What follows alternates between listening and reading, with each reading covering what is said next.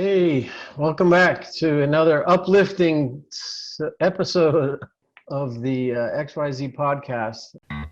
Hey everyone, welcome to XYZ Storytellers, a platform started by three people across generations X, Y, and Z, engaging in conversations in the spirit of increased empathy and understanding. Hi, I'm Erin, the millennial traveler and author. I'm an empath with a drive for connecting to others. I enjoy singing in the car, eating pints of ice cream, and hanging out with my cat Gimbal.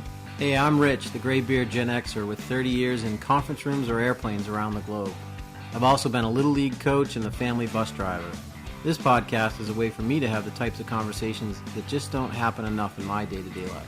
And me, I'm Lily. I've always been very opinionated and I speak passionately about things no matter who I might be with at the time. I'm here to share my thoughts and get the perspectives of two other generations so I can grow and expand my understanding of the world around me. With XYZ Storytellers, our conversations aren't meant to be political, social, or even related to current events. We are just recording authentic conversations on a variety of topics, hoping they will resonate in some small way. Thanks for listening.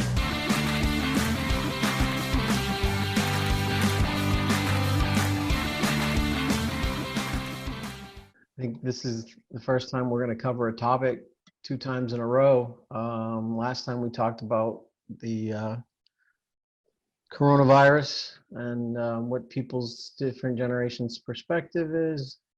And then here we are a week later and things have drastically changed, yet somehow feel as though they've stayed the same. And I think it's going to be a long next couple of months. For me, I'm thinking this thing's going to be May, sometime mid to late May, before any real change in our daily life of being quarantined and isolated.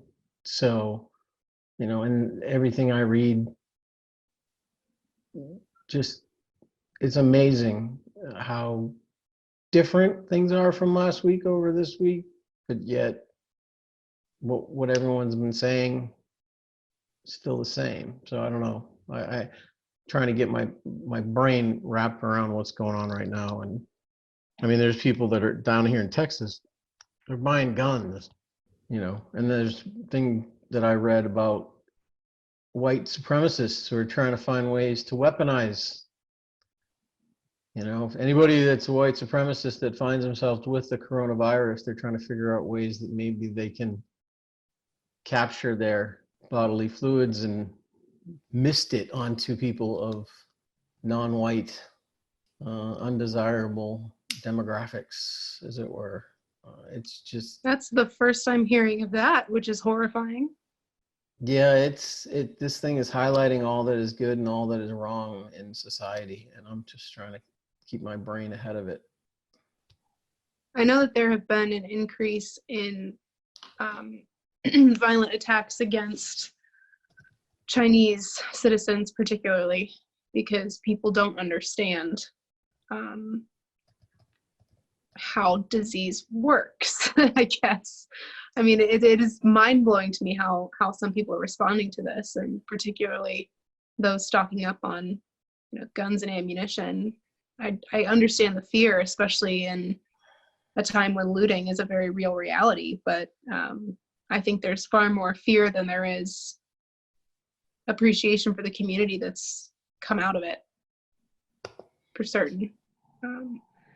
And in the storytelling community, I've been on a series of calls today, and it's all about how storytellers can unite together and offer free stories for kids before bed. They're creating platforms where people can share their work and develop programs, and they're aiding each other in development of curriculum so they can continue to learn and grow and share what they have with others in a free and meaningful and impactful way.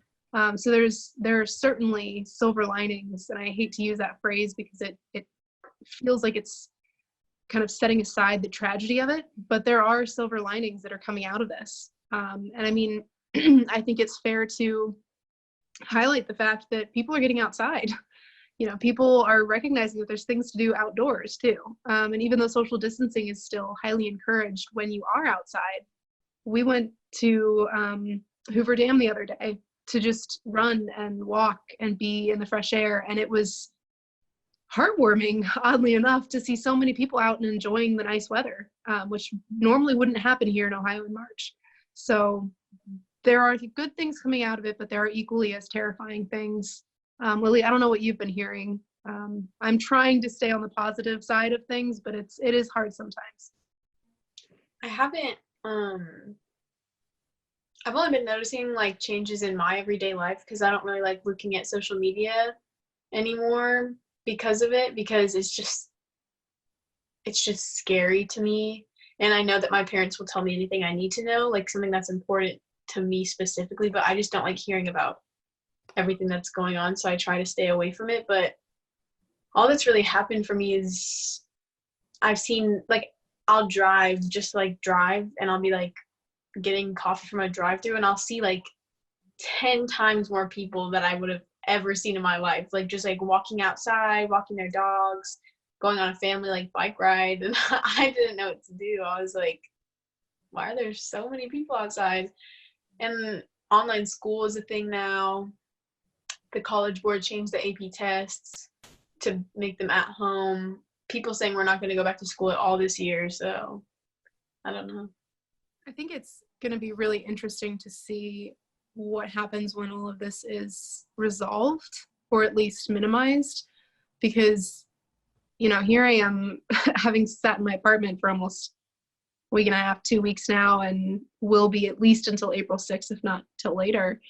And, you know, adjustments are being made, and I'm really curious to see what adjustments remain after the fact, and whether people will still be afraid to get too close to one another. I mean, even just walking outside yesterday, if someone came within enough of a close proximity that I didn't feel comfortable, it was like a red flag in my mind. Will that ever go away? I mean, it'll go away. I mean, it won't. It highlights that how adaptable we are to recalibrate, you know, our safety protocol. You know, this could get. I read everything that I try not to go down a rabbit hole, but still, you know, I could depress the heck out of the two of you if I could highlight some of the things that I've been reading. You know, this solution is completely within our hands, and how short this recovery period is, how widespread the death and destruction. It's all within our control at this point. Unfortunately, you know, that in many ways we're only as good as the lowest common denominator amongst us, right? Because all you have to do is have one hotspot somewhere, and there's an element that you're going to need to control and compensate for that, right? So if we get, and they're already talking about China is dealing with a boomerang. You know, they've got another wave that's gone through of people that were, when they declared victory, as it were, and they tried to get back to some level of normalcy, they opened borders between certain countries, and then they started to see cases that cropped up that were a result of people coming back to China. So foreign travel. You know, people are going, oh, what's going on in Russia? You know, why do they have so few? Well, apparently their case count is so low because the test that they have is 1/15 the power or detection ability of the test that we have here in the US. You know, so if you gave 15 people the same test, or two different tests, one the US test and one the Russian test, or 16 people, if you gave 15 people, all 15 would test positive in the US, one would show as positive in Russia using the Russian test. So that's 14 people that would have been flagged as not having corona. And they've in the same time that they've been talking about this, they don't have a lot of people that have corona. They're also saying, well, it has been having 3 times the normal rate of pneumonia. So, it's part disinformation, misinformation, failed testing, and part of it is misclassification. And until we know, all right, this thing's been eradicated in Russia, and everywhere else, we're all going to be on edge, right? Then you got, like I said, this white supremacist thing, which I don't think,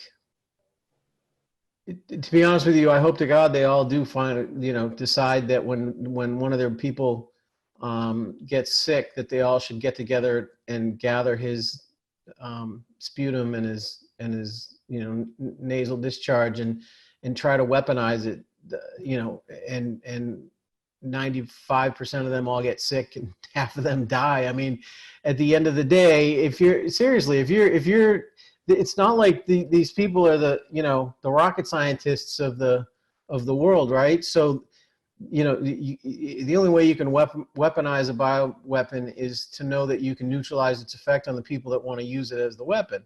And in this instance, I'm pretty certain that someone decides to just put, infected water into a spray bottle.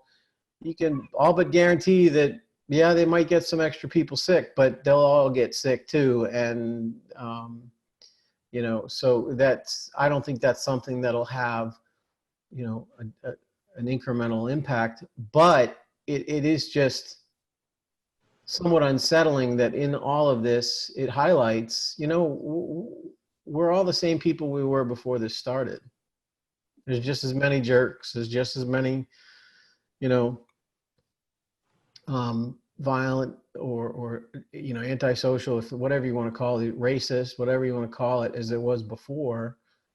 I read another article, Trump already losing patience with the lockdown. And the term they used through this article was that there's a school of thought that says the cure can't be more painful than the illness. And they're going, what's the sense of rooting this out if in the process of doing it, we devastate our economy? And so we can't afford to, route some of these industries. And, I've used the term in a Facebook post today with my brother of toxic capitalism. There's this notion that, we're impacting our commerce as a planet. And who the heck cares? I mean, at the end of the day, we have the power to completely erase the impact on the economics of the situation. How? Well, let's all just take a 6-month pass. So if you had, loans, we're going to waive 6 months worth of payments and we're not going to accrue interest for 6 months. You had rent that was due. Guess what? Nobody had rent due for 6 months. Everybody got to live where they are for free. Guess what? 6 months of your electric bill has been washed away. Price gouging and supply chain. Guess what? You don't have enough money in the bank. Go to this door over here. We'll give you the hand wash that you need. Or what? I mean, we have the power to completely deal with all of that. But in the meantime, while everyone's dithering and dickering in the U.S. Senate about what the looks of this bailout should be, people are dying. First responders and nurses are using handkerchiefs or neckerchiefs. People are sewing things, in boardrooms in a hospital. The non-medical people are sewing masks to give to the people who, I mean, there's so many things that are going wrong. And to your point, there's so much that's going right. And at the end of the day, we're all just in this together. So, it's just a matter of how long and how many people, how long is this going to take and how many people are going to die before we come out of the other side as equally as flawed as humans as we were going in. I don't know. To your point, Aaron, I wish I could tell you that this is going to make us all better people. I don't, maybe it's just the gray beard that's earned me a little bit of cynicism. I don't know. So I'll stop there because, there's a lot that I unpacked right there. Well, and I think that, the economics of it are certainly a major factor that we can't ignore. One of my Facebook friends went in with symptoms of COVID-19 and they ran multiple different tests and they kind of came to the conclusion that he was showing symptoms and he's in the at-risk category. And he mentioned in his Facebook post that he asked to be tested because the signs were very obviously pointing in that direction. And as what he would consider to be elderly, he wanted to know for sure because he is immunocompromised already. So he was very nervous and wanted to know what steps to take. And the healthcare worker about bit his head off and he never got tested. And he said, the best way to get tested is to cough in a rich person's face and see what their test result is. Because unfortunately, the people who need tests and the people who are in the at-risk categories aren't getting a hold of them. And that's, to me, one of the scariest realities is that the people who need to be tested can't get them because they're not worthy of being tested. When in reality, they're more likely to be the ones who could spread it because they can't stay home from work. They might not have a savings to fall back on. They might have to go into work or their work may not give them sick leave. So the people who really truly need the tests are the people who can't just sit at home in their mansion watching the cash roll in from other things that they've invested in. It's the wealth gap is especially crucial to heal in this global pandemic. And that's truly concerning. Oh, but those fault lines were there, but now they're just in more stark relief, right? And we've known that they've existed, but what's harmful to my psyche is the fact that even in a global pandemic, when we know what could happen with this infectious disease, we are still sticking to what we've always done and what we've always known. And that is such a toxic mentality to have. Yeah, but there is a part of me that is I'm 100% in agreement with what you're saying, and it can impact your mental health. I think we're all going to go through ebbs and flows. We're all going to go through peaks and valleys of our own mental health, right? You're only as good as your last awareness, right? Lily, you mentioned driving down the street and noticing how many people were out walking dogs and stuff. I would offer that just as many people were out walking dogs before, except you didn't see them for the fact that while you were driving, you had 95 other cars within 30 yards of you, whereas now you have 6 cars within 30 yards of you, and you actually can see the side of the road. And it's one of only 5 data inputs of people moving around and being outside along with the cars on the road. And so you just notice it more. Because it's either now classified as an anomaly. Should people be out walking their dog?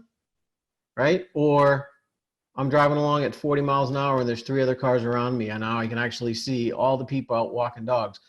There might be a chance that every one of those same people was out there before, you just never took notice because our brain filters out the stuff that's really not relevant.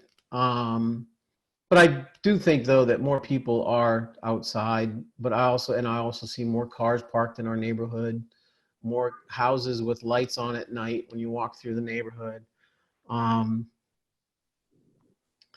But yeah, you're only as good as your last interaction or your last input, right? And you just have to create a little bit of resiliency in saying, well, I read the article about the white supremacists. That was very mind-blowing and very discouraging. But at the same time, it's like, I don't know, if I set my Christ-like mindset aside, maybe it'll kill a lot of white supremacists and they'll get a disproportionate amount of the Darwin treatment, right? The Darwin, the survival of the fittest, or the Darwin Award of well, so how did that work out for you? All of a sudden your membership has been reduced by half because you were all trying to weaponize it, right? But there's other stories of people that I read an article about a woman who came upon someone in the grocery aisle and was overwhelmed by everything, had $37 and was trying to figure out how to best spend her $37, and kind of chatted with her and then took her around and said, get what you need. She got what she needed. She was elderly and needed to get in and out of the store, got what she needed as much as she could. And now she's got, and brought her home, or, helped her get home, and paid for more than whatever went over the $37. And now she has what she's calling a Corona buddy.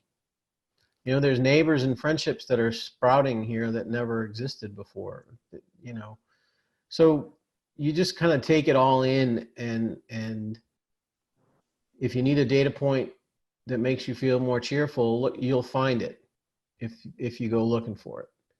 If, and you can control what you can control. You can't be superhuman in this instance, because sitting on the couch is the best thing you can do. So this isn't another thing about, I'd actually put up a Facebook page, and I kind of put out links to it, and I offered up that, if people needed someone to drive to the store and pick up groceries for them, and I connected it to our community page, and the post was deleted by the administrator and I was blocked from the community page. And I'm going, what guideline did I not follow? But at the same time, there was a parallel thread going on within the community that said, well, look around, find someone that you can help, and if you can help. And I don't know if it was a situation of, they didn't want, because I had created a parallel page, they were like, we're not going to, we don't want to fracture the group. Or so I went all through all kinds of thoughts around why would somebody have blocked my post. And when I click on it, it says, ask the administrator for their, click here for the administrator's reason. It was a dead link. So it wouldn't, because I think right after they blocked my content, they blocked me. And so I wouldn't even know who the administrators of the page are to be able to find out why the thing was blocked. But Seems counterintuitive. well, the optimist in me said, well, let's keep it grassroots. Let's not try to organize anything.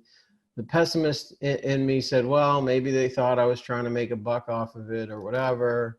The cynic in me said, maybe they looked at my page and they saw my political standing and my political thoughts, which are not typical Texas political thoughts, and decided that they didn't like my political mindset and blocked me out of the group out of that context. I mean, so, but at the end of the day, it's like, well, I tried. I may still go around the neighborhood. I've got papers I printed up with my phone number, and I can put it on people's doors and see what's going on. But in work, I mean, it's very surreal. So you both aren't working. I mean, Aaron, you're doing some working, you're writing, but when it comes to external work, I was on some calls today and we're all learning about how to use different tools to work remotely. And it's, is this really what we should all be doing right now, right? I mean, should we still be trying to keep the economic engine, and is the only, are we only as good as the economic engine of our planet? At what point do we all become human and just citizens of the planet instead of, I don't know. I'm rambling today. Well, I think it would be It would be really interesting to see if we could just shut it all down for 2 weeks. No money goes in, no money goes out.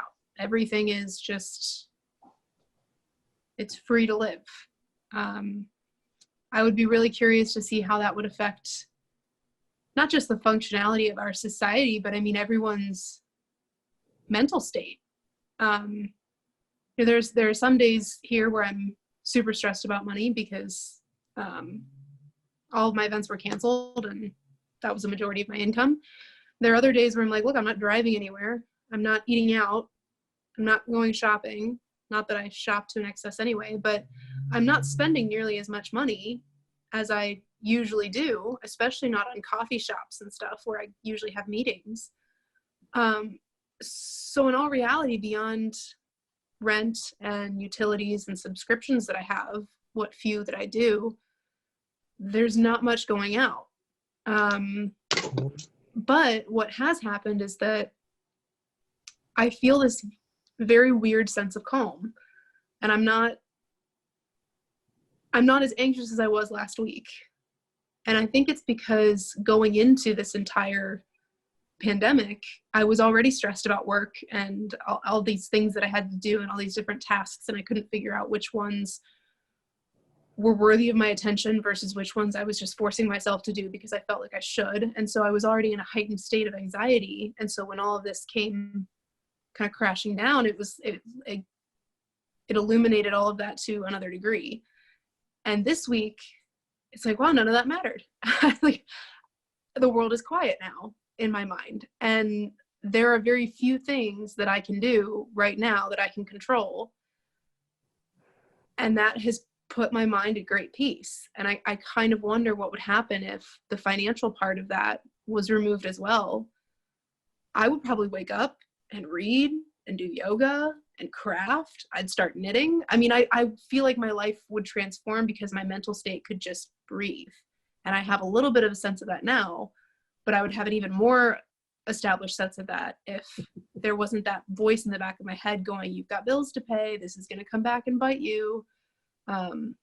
There's a meme that was out there that talked about, at the end of this whole thing, I'm either going to have all my chakras aligned, I'm going to be in the best shape of my life and be 20 pounds lighter, or I'm going to be 20 pounds heavier and an alcoholic.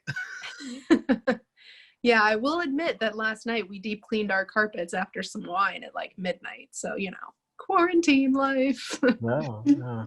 Lily, how are your friends handling all this? Like, what are you hearing? I mean, I have, thanks to you both, spent some time on TikTok. I've made several of my cat in the last several days. So, follow me it's on my list. Lily, I don't know if I told you, Aaron showed up in my For You page.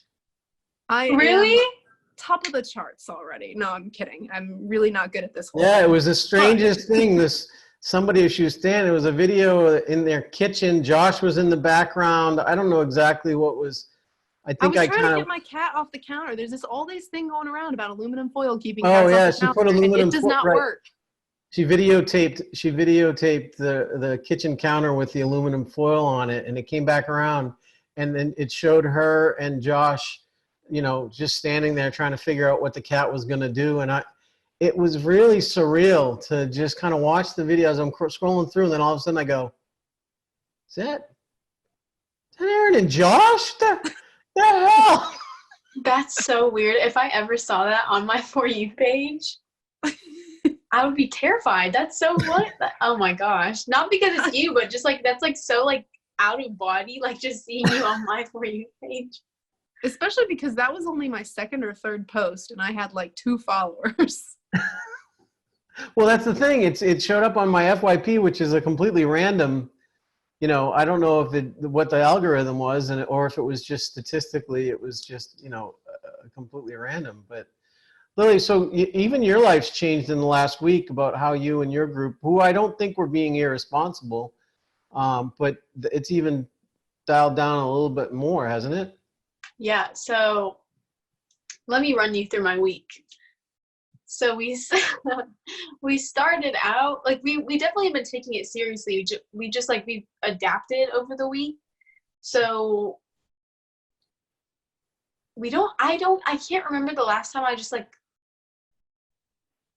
like in the last week, I just like left the house to just like leave the house. Like I'm always going somewhere when I leave, and I'm always like, okay, I'll be back. Like I don't just like leave the house and be like, oh, want to hang out. Like me and my friends, we plan everything out, and we plan out the like when we're gonna go out, when we're gonna get back, if we're even gonna go out, like if we're gonna wear gloves, hand sanitizer, like soap. It's just like it's always running through our minds, which I never thought would be like a factor in planning things with my friends, because well, I have two of my main friends that I hang out with, and one of them, her family is on complete lockdown, so she can't even like hang out with us anymore, which is like that's like their thing. I'm like not mad about it, but and then I have another friend who we're the only people we've hung out with this whole time, like me and her. So we're kind of the only people we can hang out with, and like now every time we make plans to hang out, it's do you want to go to my house and then your house tomorrow, and then we might be able to get coffee in the morning, or we don't have to, or do you have gloves at your house? Like we just like talk about the weirdest things that we would have never talked about if it Well, wasn't. and I'm always asking you, I'm always confirming and reconfirming. Okay, so Caitlin's family, they're still just locked down, right? Because, you know, our confinement, or what's the word, quarantine circle is effectively now our 4 people that are in this house, and then Lily's friend Caitlin and her 2, she's an only child, so then it's just her mother and her father. So, you know, the only reason you were even going out even a week ago was because even with your 2 friends, it was just, you know, Lexi had her mom, her dad, and her brother, I think, and they were pretty much just housebound at that point, right? So they decided to tighten it up even more. Yeah. Well, I like So, like, what you said about leaving the house just to leave the house. Like, how many times do we do that in our everyday life? Because I don't think I ever do that either. no, yeah, I don't. Like now I'm just like, oh, like I'm gonna go check the mail. Like I just like I like sleeping and I like laying in my bed and relaxing, but sometimes I'm like, I haven't left the house in like 27 hours, and then I'm like and then I just like the other day my dad told me to clean out my car, and I did it, and it was fun, and I had a good time, and I was like cleaning out my car and I was vacuuming. Which I would know, not so have been a happy experience 3 weeks ago. I know, that's what I'm saying. Like the weirdest things are like entertaining, and I'm just like why? I went 16 hours without putting on a pair of pants. 16 hours. I feel like that's too much information. Hey, it's relevant, all right? Because I don't got to get dressed. I mean, let's be honest, even on a Zoom call, you can't see my pants right now. I did not. I just want to clarify. I did not. I'm wearing pants. I just want to clarify. I do not do any calls without pants on. That was a joke.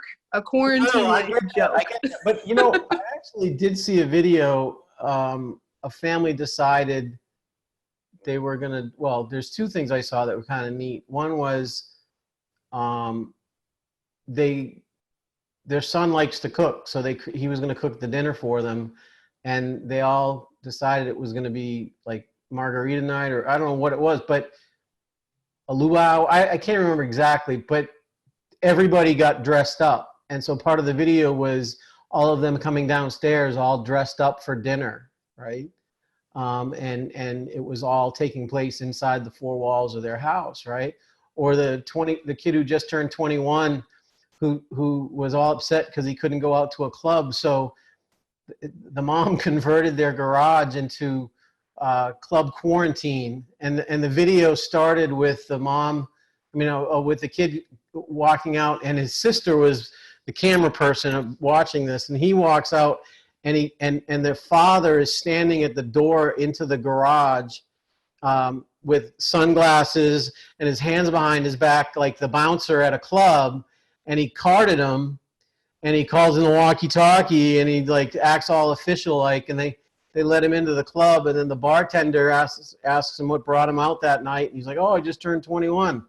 Oh, well, our thing here at Club Quarantine is we have to do a shot, and we're going to ask the bouncer and the camera person and me, the bartender, are going to join you in a shot. And they did a family, they just turned it into this kind of fun exercise.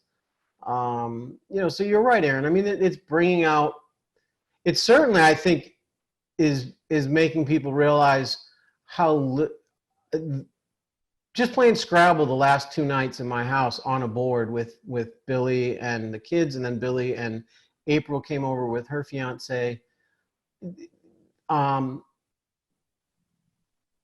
Just knowing I had no place to be, and knowing that the people I was with, they had no real place to be. So you didn't, I don't know. It seems like there's an entire generation built on, I'm here, but I'm already thinking about where I'm supposed to be next. So I'm actually not really here.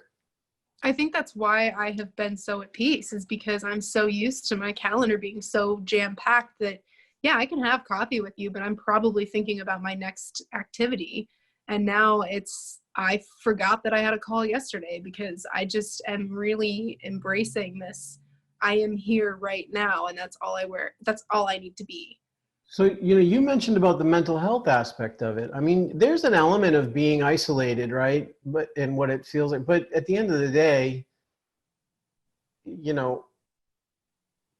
if you're learning to live in the moment, a big part of being in a bad place mentally is you're worried about the future, or you're ruminating about the past, and you're really not living in the present. And so in some ways, I know for me, I've felt frustrated or bummed out about what's going on and some of the stuff I've read, but I haven't felt like I've been doing battle with my, depression on a daily or weekly basis, or whatever the case, because I'm living in the moment. Right. And so by living in the moment and not worrying about the future, because I don't know what the future is going to hold. So there's no sense in, and then ruminating about the past is like, well, shit, the stuff that I could ruminate about pales in comparison to what the present's got going on. Right. So the fact that I always had a theory that our lives had become so soft. We were so conditioned to always be in a position of risk as a species, and we were built to fight or flight, or but when we've gotten to a point where you didn't have to worry about where you're going to live, you always had food at your fingertip, all of these different things that other generations couldn't take for granted, we now took for granted, right? So we had lost that. We didn't have anything to focus our energies and our attention on, because we were the least at risk generation on the planet, or time in the world, the least violent, time in the history of mankind. And so we weren't built for that. So we were all starting to just spend so much time thinking about, well, where is the problem? Why am I? Well, now we got a very real challenge. And what it does is it gives us some place to focus our energy. It gives us a sense of connecting to our community, because we have a common enemy. It gives you a sense of, an entire generation in World War I went off to war. Well, if you were the family they left behind and you didn't know anything about what was going on and whether they were ever going to come back, you got up every day. What did you do? You controlled what you could control. So this is our World War I moment, where, now granted, going off to war versus sit on your couch and stay away from people. I mean, yeah, I get it, right? But by and large, I think there's so much that's getting recalibrated right now, and we are never, as a planet, Lily, what you see coming out as a teenager, what the world in front of you, and what people place importance on going forward, how people interact going forward, how people vote going forward, how businesses run. Delta Airlines got bailed out in the last economic downturn, and they used all their money to buy back shares. Now, I don't know if either of you are business people enough to know what that means. So I'll ask if you do. Do you know what buying back shares, why that's relevant to what we're dealing with here? I have very limited knowledge. I've heard of it. I don't know what it means. So if you have 10 million shares out there and they're all worth $100, that means you've got, 100, what did I say? 10 million? Because essentially what it means is that people have bought part ownership of their business, and then they're that's buying stock. well, that's buying stock, right? But what happens is if you buy it back, what you do is you do two things. You consolidate your control, but you limit your footprint, and then you also prop up the stock price. So if the stock price was going to go down, you're able to prop up by keeping the number the same. But instead of having 1 million shares, now you've bought back a chunk, and now you have 800,000 shares that are worth $50 a share instead of 1 million that are worth, right? So your actual value of your company in the stock market has actually gone down because you've taken those shares off the market. But the other thing you did is you took the money that the government gave you and you used it. So now this, what should have been a $100 billion rainy day fund for Delta Airlines, is now, they don't have it anymore. So they're immediately needing to be bailed out again. And there's some people that are very cynical about the fact that they bailed out. Part of the deal that was made when the last bailout happened was, well, you know, we feel like there's going to be a couple of years of really down markets, and we need you to help prop up the stock market. And so there's a part of it that was, the only reason the stock market was doing as well as it was is because some of the biggest players were buying back their stock, which drove their, right? Because Americans are looking at what's the value of the Dow Jones, right? It's 20,000. But that 20,000 points of value. So if you took 100 different companies and they were all worth $200 a share, that's 20,000. That's your Dow Jones, right? Well, what the idea was, that's a basket of companies across industries. So if we look at the whole world market in this basket, if this buying a share of each of these companies was going to cost you $20,000, and then it went down to $18,000, you'd be like, oh, the economy is losing value. Well, that's if you didn't buy any, that's if all the shares stayed out on the market and the market dropped. What buying back the shares does is it says, well, I'm going to keep that price per one share at the 20, and I'm actually going to make it go up. But the reality is instead of having 1 million shares, I now only have 500,000 shares. So while that one basket, but the whole grocery store is worth 1/3 of what it was. Right? It's still going to cost me 20 grand to buy a basket of one product each, one of each product. But if you looked around, you realize, well, hold on a second. While I've been getting ready to buy this basket, the grocery store has 1/3 less product on the shelves. So in reality, the market did shrink. But the measure that everybody measured was, well, the actual value of that basket of goods has gone up. So now you run in this situation where the entire airline industry is worth something like $85 billion right now. I mean, Google could launch a hostile takeover of every airline, every publicly traded airline in the world, in the stock market, because they've got so much money, or Apple with $1 trillion in the bank, right?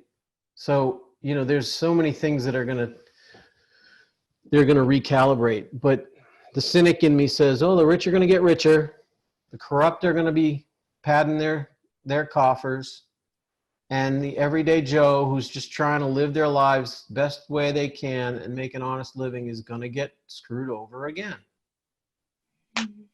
You know, and in the meanwhile, we got nurses that are putting bandages around their face because they're out of P95 masks. It's like, how is it that you see all these healthcare workers around the world and the way that they all are like covered from head to toe, there's nothing getting through. And then you see pictures of our nurses and they got, you know, they're like exposed all over the place. It's like, how is it that the number one country in the world in so many different ways has the least protected? And why is it that the military guys, the old veterans, the old, you know, the cops and the Blue Lives Matter people, why aren't they all screaming about how we need to get supplies to these people? These people are the front lines. It's like, why aren't they all screaming their heads off going, you know what, when we needed equipment, you got us equipment. When we needed weapons, you got us weapons. Oh, the nurses don't have masks? Well, I mean, I got to go buy some guns and I'm going to go and do my doomsday prepper thing and I'm going to protect myself. That's not my problem. As long as I don't get sick, it won't impact me. It's like there's, that entire nurse and doctors are being left out, I think, to, I don't know.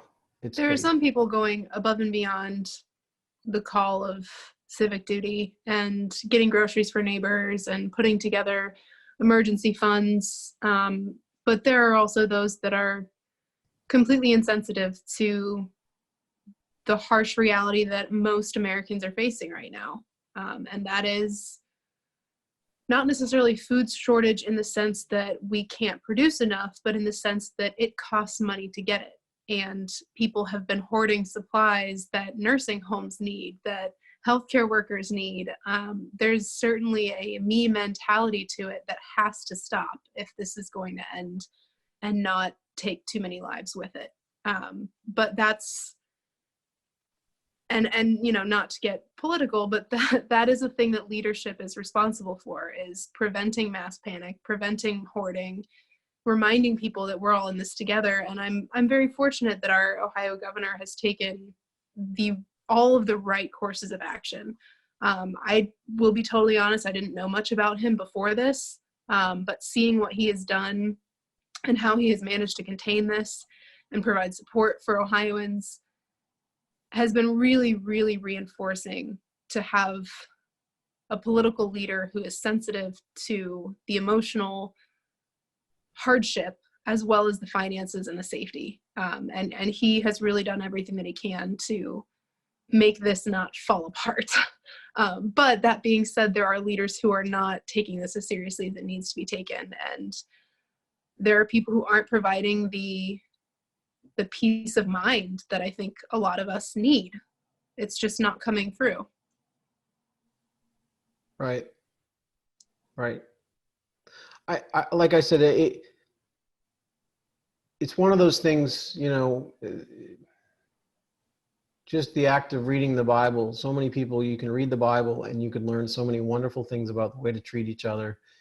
The Bible is also a book that you can also take it and you could create a cult, or you could use it to justify some pretty evil actions, right? It's all a matter of how does the brain or how does the person want things to look, right? So if you want to focus on the good or the bad, or look for what you need to see. Be aware, to your point, control what you can control. Take peace in knowing you can't control things. At this day and age, I don't think there's anybody in any state that's going to evict a tenant because they missed their rent this month.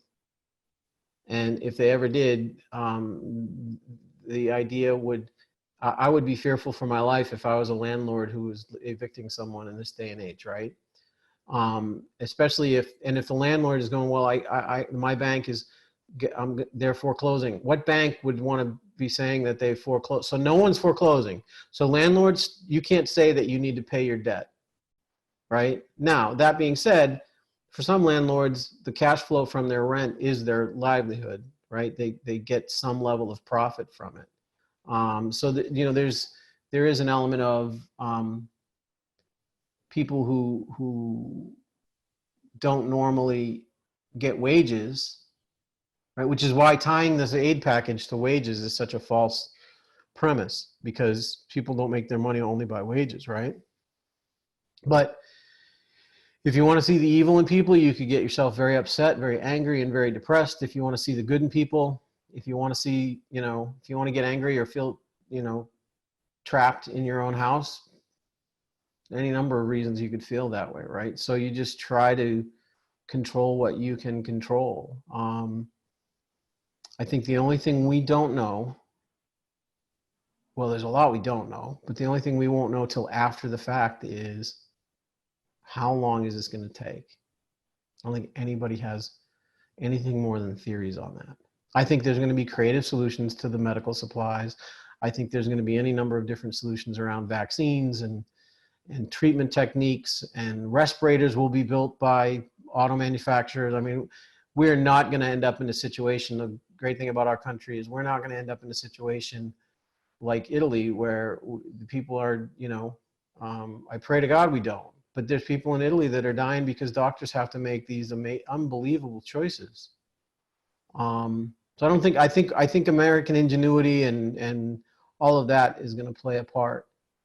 But And I it's think really until going we to be. get to that end point, you're right. I mean, you have to look for what you need. And if what you need is not negativity, get off of social media, or at least get off of the scrolling binge, and talk to people who can shed a little bit of positivity for you. Or, go on TikTok and watch some cat videos. If that's going to make you feel better in the temporary, you do it. But either way, you have to look for what you need. But in order to do that, you also have to be in touch with what you need. And so that's where I think that mindfulness needs to come in, and you need to do self check-ins, but you also need to check in on other people and ask, hey, what are you doing right now? What do you need? What can I do for you? There's a sense of selflessness, but you also have to be selfish in a way and recognize when you need to take a break, or if you need to take a nap, or if you need to go for a run, or go outside and just leave your apartment just to leave your apartment. You have to be able to stand up for yourself, because no one else is going to do that for you. Yeah. Especially when everyone else is so worried about what they're doing tomorrow. No, I think you're right. And I think, I'm just looking through on these headlines online, the Democrats blocked the coronavirus bill again. Well, it's because they're still trying to put, half of the $1 trillion bill was going to go into a slush fund that was going to be able to get doled out to corporations. It's like, no.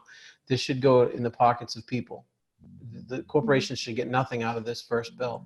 And so for the Democrats to say, no, I'm not going to let you create a $500 billion corporate slush fund, people are going, oh, Democrats don't need to play politics. It's like, no, you can't. It doesn't work that way. You can't also not fault the Republicans for trying to do some crap that is, they know that it's bad press for the Democrats, and they might just be able to force some things through that pay the cronies of Trump and Steve Mnuchin and all this stuff, right? But it says a person got a $9,000 medical bill, but he didn't get a test result. I can tell you right now, if you get a medical bill between March 1st and whenever this thing is over, and there's a large balance on it, don't worry a lick. Don't pay it, right? Don't pay it.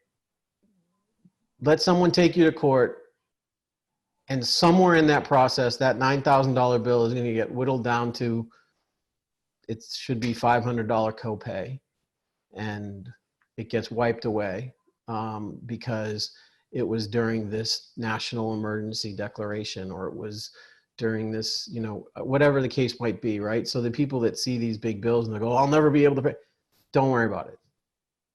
That's my position. That's what I would tell them. Put the bill on the counter and forget it's even there, because, and get yourself sued, and let somebody actually come out and publicly and formally explain to you why you got charged $9,000, and explain to you why in the middle of a pandemic there was a $700 aspirin cost, right? So that's where, to me, some of this stuff, to your point of earlier, it all just kind of gets washed away when you wipe away and you say, if we just turned everything off for 6 months, and in 6 months, everybody's bank accounts were reactivated. And if you were limited to buying, $300 worth of groceries, and there were limits on these 3 things. Well, good. You got a $300 credit to go walk through the grocery store, play grocery just like you did when you were in preschool. Everything has a price. You got a budget. You get 1 thing of toilet paper. You get 1 thing of hand sanitizer. You get, 1 thing of eggs, up to 2 gallons of milk, and whatever else you want to do with the other $230, have at it. But when you come to the front, we'll give you a $300 coupon, and you walked out of the grocery store and you didn't spend a dime. I mean, that's really what it's coming down to, right? Well, what about the farmers? What about well, they didn't get nobody charged them taxes on their loan, interest on their mortgage. They didn't Well, have we to always pay. have bartering, right? I mean, I've seen a lot of comments about if you need a service or you need a product, see if you can barter for it. I mean, if you're a graphic designer and you need an apple, see if you can design something for someone who has an apple. Figure out a way to make it work without actually having to have the finances of it, because some people aren't in the position to give financial means. No, you're right. But then there's also other people that are out there, designers that are out there sewing masks because they've had to shut down their shops for what they normally make. Mm-hmm. And so now they're just going to use their equipment to sew masks. It's like, well, great. Now that Trump has activated that act, if I come back at the end of this and say I sewed masks for a month because of this, I need to get reimbursed by the federal government under this act because I did something. Let it sort itself out after the fact, right? But there were tattoo shops, nail shops, Hair salons. no. The makeup tattooing, like, eyebrow tattooing, like Microblading. all of these different places that as part of it, they all wore masks and gloves as part of doing those services. There was one here in Dallas or somewhere, they cleared their shelf of their storage closet of all of their masks and gloves and brought them down to a hospital outside of Boston and said, here. And they said the nurses came out and saw what they had dropped off and they were moved to tears because they were dying for more masks. And here comes this person who is a tattoo shop that shut down. They're like, well, here, we use the same masks you use. We use the same gloves you use. So, some people are actually doing things like that. Did we lose Aaron? No, I'm here. Oh, okay. So I don't know. I guess the takeaway, the way that I'd sum this up would be control what you can control, look for what you need to look for, educate yourself, and then, we're all going to have to find a way to be a part of the solution when we come out the other side of this. It's just a matter of how do we build back from, some restaurants will never open up again. Some retail shops will never open up again. And we're going to have to do what we did after every big war and every other big event. We're going to have to rebuild our country, rebuild our economy. And it's going to take some time. But that's good in some ways, because I don't know that we were being that admirable as a community overall when we were all, unemployment was at its lowest, the stock market was at its highest, the wealth gap was at its largest. We weren't necessarily, kicking. It doesn't change the people involved. We're still the same people. Right. So. Well, and I think that this will be, I was listening to my mom talk about how she's an infectious disease nurse, and she's like, this has never happened in my lifetime. And here I am, 25, and Lily, I'm sure you're feeling the same way of like, well, maybe in my mind, this is just supposed to happen every 25 years. Like maybe this is just normal and maybe things like this happen. And so it's very unsettling, but also kind of interesting to hear older generations say, I've never experienced anything like this, because now Lily and I are experiencing something like this at a very young age. So I'm really curious to see decades from now, generations from now, how we look back on this and what we've learned and gained from it. If we've learned and gained anything from it, I think that that'll be really life altering. Because right now it kind of feels way too surreal for me to have any grand takeaways. But knowing that the older generations ahead of me have never experienced something like this is both unsettling and we're all in this together. So I'm riding the middle line here. Yeah. Well, I feel like I've ranted and rambled my share on this one. It didn't necessarily follow any kind of cohesive thought, but, I think I think we'll be fine. I think the challenge might be that we don't necessarily do the podcast next week because it's deja vu all over again, right? And as much as I want to make sure that we chat, maybe we can have the chat, but whether we try to have the podcast or record something, or whether we just say, well, what are we talking? Let's support each other. And we just happen to hit record on the record button. That's fine too. If nothing else, this is a pretty interesting video diary that we'd be able to look back on over time and say, well, let's see how, get these visions of we were upbeat in the first one, the second one we're a little bit down, the third one, Aaron really isn't wearing any pants, and Might not know. and my beard is all all over the map, and whatever. We'll see how And Lily's things go. just given up and gone to sleep. I'm Yeah, just she's just curled up in her wall hanging, Well, but I think, sucking her that- thumb, rocking. this episode,